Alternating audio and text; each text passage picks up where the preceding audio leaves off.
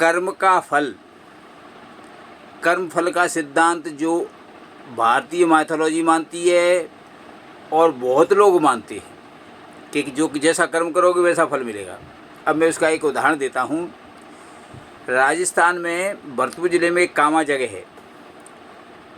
ये बात है तब की जब मुग़लों का शासन था और सारे छोटे छोटे अधिकारी मुग़ल होते थे, मुसलमान होते थे, और वो क्या करते थे कि इतने अत्याचारी थे कि रात में डकैती डाल करके लोगों को लूटते और थे, कर भी लेते थे और लूटते भी थे।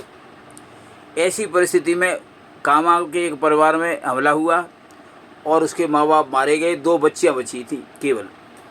वो बच्चियाँ अपनी जान बचा करके जंगल में छुप गई थी। उन बच्चियों को एक ब्राह्मण ने दया आकर के ब्राह्मण ने अपने पास रख लिया और उनको पढ़ाया लिखाया। लेकिन ब्राह्मण केवल संगीतज्ञ था, तो उसने उन बच्चियों को संगीत सिखाया, डांस सिखाया, इस तरह से उन पर दया की। अब वो लड़कियां सुंदर भी थी और डांस भी बहुत अच्छा करती थी, गायन भी बहुत अच्छा करती थी, इसलिए उनका डांस का जगह जगह दिखा करके उस पंडित ने पैसा भी कमाया।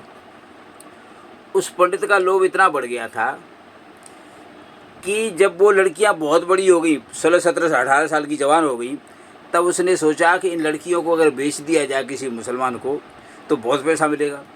और उसने किसी नवाब से संपर्क किया। नवाब ने कहा कि मैं ख़रीद लूँगा, और उसे पैसे ले लिए पंडित ने। और दूसरे दिन उसको पहुंचाना था लड़कियों को उस नवाब के यहाँ।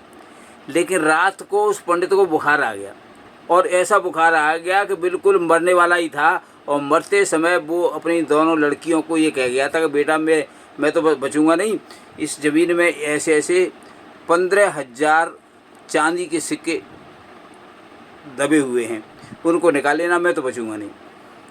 और वो पंडित मर गया। फिर वो लड़कियों को उसने सत्य बता दिया, तो लड़कियों को बड़ा भारी गिलानी हुई, और वो जा कर के वो सारे धन को लेकर के एक महात्मा के पास पहुँचे, और महात्मा की वो सेविका बन गई, महात्मा के यहाँ संत बन गई।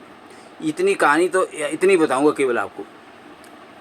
अब देखिए, उनका नाम था गंगाबाई जमुनाबाई। ये हमारे ग्रंथों में लिखा हुआ है, ज़्यादा पुराना नहीं है, 300 वर्ष पुराना मैटर है।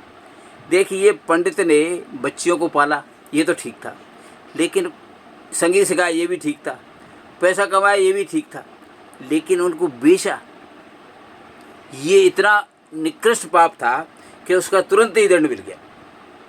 इसलिए कर्म का दंड तुरंत तब मिलता है जब वो पाप जो है सो अति निकृष्ट हो। इसलिए इस नियम को फॉलो करना चाहिए। ये नियम प्रकृति का है, जैसे पृथ्वी का गुरुत्वाकर्षण का नियम है, वैसे ही कर्म फल का नियम है। धन्यवाद।